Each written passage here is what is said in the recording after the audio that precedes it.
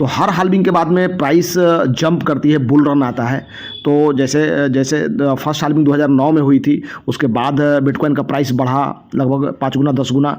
2012 में हाल्विंग हुई, उसके बाद भी इसका प्राइस बहुत ज़्यादा इंक्रीज़ किया, है ना, 5 गुना 10 गुना।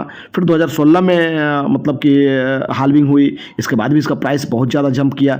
2020 में हाल्विंग हुई थी, इसके बाद में ये $69,000 तक पहुंचा था दोस्तों। अब 2024 में हाल्विंग होने वाली है। अभी हाल्विंग के पहले ही अभी $37,000 है दोस्तों। और हाल्विंग जैसे ही होगी मिड ऑफ 2024 के बीच में हाल्विंग होगी, तो हाल्विंग के बाद 6 महीना बाद, 1 साल के बाद इसकी प्राइस 10x यदि जाएगी, मान लिया 10x जाती है, 10 गुना यदि जाती है, तो अभी मान लिया 30 लाख का 10 गुना 3 करोड़ रुपये हो जाता है दोस्तों, ठीक है ना। तो हाल्विंग इसमें एक ऐसा स्ट्रॉन्ग एल्गोरिदम है जिसके वजह से बिटकॉइन का प्राइस इतना तेज़ी से, काफ़ी तेज़ी से भाग रहा है दोस्तों। तो चलिए हम लोग एक और PDF को देखते हैं हम लोग हाल्विंग का। ये देख लीजिए जो है next bitcoin halving from start 1 to satoshi 1 satoshi. देखिए आपका जो है ये आपका पहला हाल्विंग में देखिए आपका ऊपर में दिखाया जा रहा है कि 50 BTC बनता था। 2012 में हाल्विंग हुई तो 25 BTC बनना शुरू हुआ। 2016 में हाल्विंग हुई तो 12.5 BTC बनना शुरू हुआ। 2020 में हाल्विंग हुई तो 6.25 BTC बनना शुरू हो गया। 2024 में हाल्विंग होएगी तो फिर 3.125 BTC बनेगा। 2028 में फिर हाल्विंग होगी 4 साल बाद, तो 1.5625 बिटकॉइन बनना शुरू होगा। 2032 में हाल्विंग होगी तो फिर 0.78125 बिटकॉइन। इस तरह से 2036, 2040, इस तरह से 2072 और नीचे जाइए तो 2136, यानी दोस्तों आपको लगभग 100 साल लगेंगे लास्ट BTC का माइनिंग करने में। लगभग 100 साल लगेंगे दोस्तों। लास्ट हाल्विंग जो होगी वो 2140 में होगी दोस्तों। लास्ट हाल्विंग 2140 में होगी।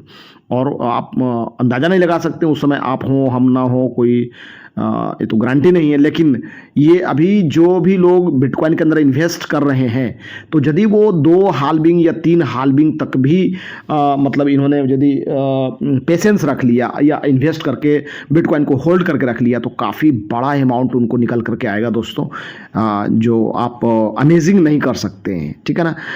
एक शख्स की कहानी में बताना चाहूँगा, CZ, जो कि क्रिप्टो को 2012 की हाल्विंग देखा, फिर 2016 की हाल्विंग देखा, और 2016 के हाल्विंग में उसने निर्णय लिया कि अब मुझे बिटकॉइन के अंदर इन्वेस्ट करना है। और उसने क्या किया, एक दाव खेला जो कि 100% सक्सेसफुल दाव था, और उन्होंने अपना घर बेच करके भी और बिटकॉइन के अंदर इन्वेस्ट किया। और 2020 तक वो मतलब कि वर्ल्ड के टॉप 10 बिलियनरीज में, मतलब टॉप 10 अरबपतियों में शामिल थे, जिसका नाम है CZ, बाइनेंस के CEO, ठीक है ना दोस्तों। तो ये हाल्विंग से ही उनको ये समझ में आया है कि 2-3 हाल्विंग के बाद में एक BTC का प्राइस कितना जंप कर सकता है, कितना प्राइस मल्टीप्लाई कर सकता है दोस्तों, ये कल्पना नहीं किया जा सकता है। तो जैसा कि आपने देखा कि काफ़ी ये अमेजिंग कॉन्सेप्ट है। और ये एक चीज़ और समझ लेंगे, ये किसी भी और कॉइन या टोकन के साथ में ऐसा नहीं होता है। उसकी सप्लाई जो है वो अनलिमिट होती है, ठीक है ना।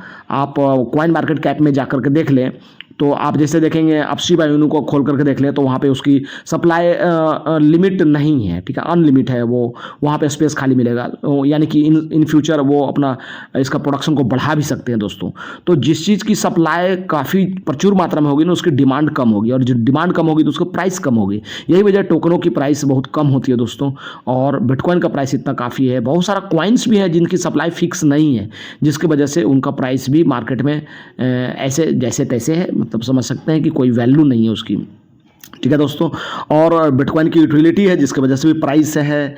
और आप समझ सकते हैं ये डिसेंट्रलाइज करेंसी है दोस्तों। डिसेंट्रलाइज यानी कि इसका कोई ऑनर नहीं है, ना इसको कोई हैंडल कर रहा है। मार्केट में बहुत ऐसे कॉइन्स हैं और बहुत ऐसे टोकन्स हैं जिसका ऑनर सभी हैं, जिन्होंने उसको बनाया है और उसको रन कर रहे हैं, लेकिन फिर भी वो आज बिटकॉइन के आसपास नहीं दिखाई देते हैं। आप समझ सकते हैं माजरा क्या है दोस्तों। इसीलिए मैं एक सलाह देना चाहूँगा। मैं तो ऐसे एक फाइनेंशियल एडवाइज़र नहीं हूँ, ना तो बिटकॉइन का एक्सपर्ट हूँ, बट बट मैं कुछ दिनों से इसको स्टडी कर रहा हूँ, तो ये दिस इज़ माई ओपिनियन कि आप एक अच्छा इन्वेस्टमेंट का मौका है, आप चाहें तो इसमें इन्वेस्ट कर सकते हैं ऑन योर रिस्क। सो घबराने की कोई बात नहीं दोस्तों। ये जो भी लोग आज इसके अंदर में बिलियनरीज बने हैं बिटकॉइन के अंदर में, उन्होंने आने वाली जो पॉसिबिलिटीज़ है उसको समझा और इन्वेस्ट किया और एक अच्छा रिटर्निंग गेन किया उन्होंने, और एक अपना एक रिकॉर्ड बनाया दोस्तों। तो चलिए, वीडियो अच्छा लगा होगा तो लाइक शेयर सब्सक्राइब करेंगे और चैनल को फॉलो जरूर कर लें दोस्तों, और बेल आइकन को जरूर दबा लें। Okay, thank you.